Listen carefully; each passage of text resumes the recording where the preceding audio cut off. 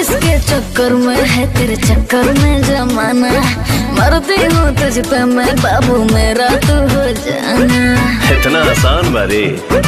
अच्छा आसान बारी।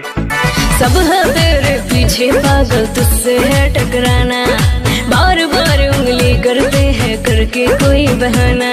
हर हाथी चले बाजार में तो कुत्ता भौ भौ करता है। मैं अपने मन का मालिक हूँ, मुझे घंटा फर्क न पड़ता है।